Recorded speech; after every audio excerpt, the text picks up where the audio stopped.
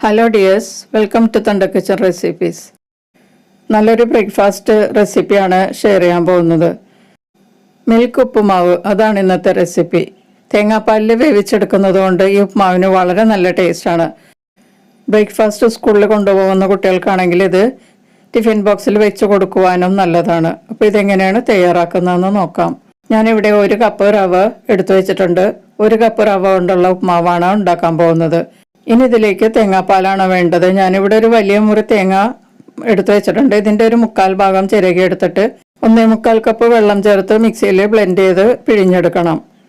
2 cup തേങ്ങാപ്പാലാണ് വേണ്ടത്.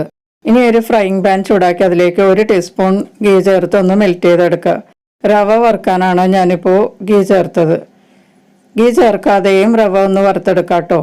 ഗീ ചേർത്ത് റവ വറുക്കുന്നത് ഇഷ്ടമല്ലാത്തവർക്ക് അവോയ്ഡ് ചെയ്യാം. ഇനി 1 കപ്പ് റവ നമുക്ക് ഇതിലേക്ക് ചേർത്തിട്ട് ഒന്ന് ഫ്രൈ ചെയ്തെടുക്കാം. ലോ ഫ്ലെയിമിൽ വേണം ഫ്രൈ ചെയ്തെടുക്കാൻ. പെട്ടെന്ന് ഫ്രൈ ആയി കിട്ടാൻ വേണ്ടിയിട്ട് ഫ്ലെയിം കൂട്ടി വെക്കരുത്. അപ്പോൾ റവയുടെ നിറമൊക്കെ മാറിപ്പോവും. റവയുടെ നിറം മാറാതെ നല്ല ചരല് പോലെ വറുത്തെടുക്കണം. ലോ ഫ്ലെയിമിൽ ഒരു 7-8 മിനിറ്റ് ഇതുപോലെ ഇളക്കി കൊടുത്ത് ഫ്രൈ ചെയ്താൽ നല്ല പാകത്തിന് ഫ്രൈ ആയി കിട്ടും. വറുത്ത റവ തന്നെ വേണം കേട്ടോ ഈ ഉപ്മാവ് ഉണ്ടാക്കാനായിട്ട്. എന്നാലേ നല്ല സോഫ്റ്റും യമ്മിയുമായിട്ടുള്ള ഉപ്മാവായി കിട്ടുള്ളൂ. ഇപ്പോൾ റവ നന്നായിട്ട് ഫ്രൈ ആയിട്ടുണ്ട്. നമ്മൾ കൈ കൊണ്ടൊന്ന് തിരുമ്മി നോക്കിയാൽ നല്ല ചരല് പോലെ ഇരിക്കണം. ഇനി നമുക്കിത് മാറ്റി വയ്ക്കാം. ഉപ്പുമാവ് റെഡിയാക്കാൻ വേണ്ടിയിട്ട് കുഴിവെള്ളം ഒരു പാൻ ചൂടാക്കി എടുക്കുക. അതിലേക്ക് 2.5 ടേബിൾ സ്പൂൺ വെളിച്ചെണ്ണ ചേർത്ത് ചൂടായി കഴിയുമ്പോൾ 1 ടീസ്പൂൺ കടുക് ചേർത്ത് നല്ലതുപോലെ പൊട്ടിച്ചെടുക്കുക.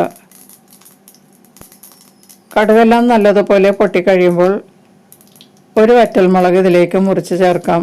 ഇത് ഓപ്ഷണലാണ് കേട്ടോ. ഇഷ്ടമുള്ളവർക്ക് മാത്രം ചേർത്താൽ മതി. കുട്ടികൾക്കൊക്കെ എരിവ് കൂടുതലാണെന്ന് തോന്നുകയാണെങ്കിൽ ഇതൊക്കെ അവോയ്ഡ് ചെയ്യാം. ഇനി ഇതിലേക്ക് 1 ഇഞ്ച് നീളത്തിലുള്ള ഇഞ്ചി പൊടിയായി അരിഞ്ഞതും എരിവിനുള്ള പച്ചമുളകും ചേർക്കുക. കുറച്ച് വേപ്പിലയും കൂടി ചേർത്തിട്ട് നല്ലതുപോലെ വഴറ്റി കൊടുത്ത് കുക്ക് ചെയ്യാം. ഇഞ്ചിയൊക്കെ നല്ലതുപോലെ ഒന്ന് മൊരിയണം. അതുവരെ ഒന്ന് വഴറ്റി കൊടുക്കാം. ഇതിലേക്ക് ഇനി 2 മീഡിയം വലിപ്പത്തിലുള്ള സവാള പൊടിയായി അരിഞ്ഞത് ചേർത്ത് കൊടുക്കാം. ഞാൻ കുറച്ച് സവാള കൂടുതലാണ് കേട്ടോ ചേർത്തിരിക്കുന്നത്. 1 കപ്പ് റവയ്ക്കാണ് 2 മീഡിയം വലിപ്പത്തിലുള്ള സവാള ഞാൻ പൊടിയായി അരിഞ്ഞ് ചേർത്തത്. ഇതിലേക്ക് അല്പം ഉപ്പ് ചേർത്ത് വഴറ്റിയാൽ പെട്ടെന്ന് സവാള മൊരിഞ്ഞ് കിട്ടും. ഇപ്പോൾ സവാളയൊക്കെ നല്ലതുപോലെ മൊരിഞ്ഞ് തുടങ്ങിയിട്ടുണ്ട്. ഒത്തിരി അങ്ങോട്ട് ഡാർക്ക് ആകരുത്. ഈ സമയത്ത് നമുക്ക് ചെറുതായി കട്ട് ചെയ്ത ക്യാരറ്റും ക്യാപ്സിക്കവും ചേർത്ത് കൊടുക്കാം. 2 ടേബിൾ സ്പൂൺ വീതമാണ് ക്യാരറ്റും ക്യാപ്സിക്കവും ഞാൻ എടുത്തിരിക്കുന്നത്. ഇനി ഇത് നല്ലതുപോലെ വഴറ്റി കൊടുത്ത് 1 മിനിറ്റ് ഒന്ന് കുക്ക് ചെയ്യാം. ഇനി ഇതിലേക്ക് നമുക്ക് ചേർക്കാനുള്ളത് തേങ്ങാപ്പാലാണ്. 2 കപ്പ് തേങ്ങാപ്പാൽ നമുക്ക് അളന്ന് ഇതിലേക്ക് ചേർക്കാം.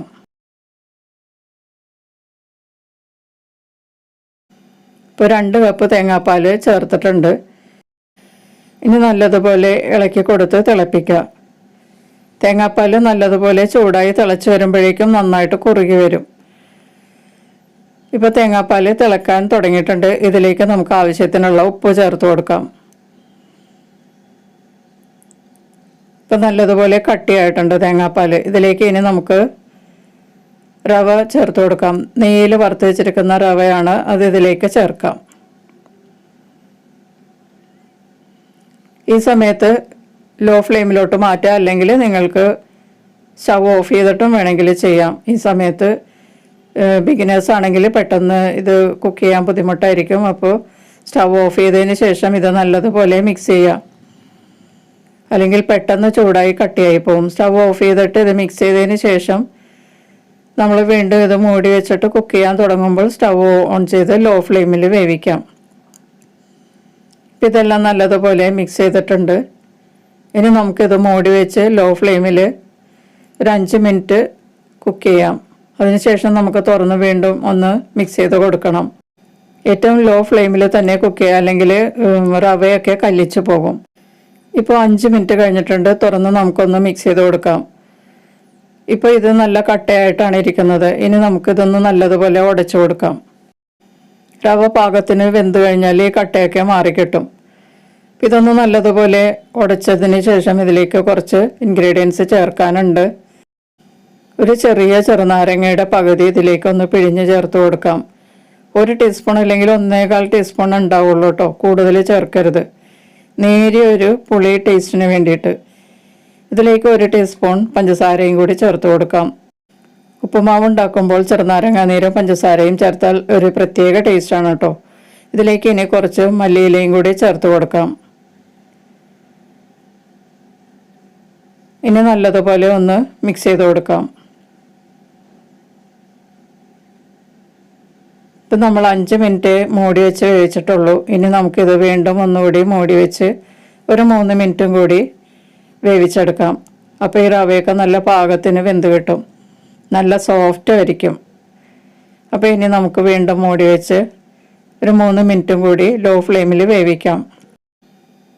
ഇപ്പം മിൽക്ക് ഉപ്പുമാവ് റെഡി ആയിട്ടുണ്ട്, നന്നായിട്ട് വെന്തിട്ടുണ്ട്, നല്ല സോഫ്റ്റ് ആയിട്ടാണ് ഇരിക്കുന്നത്.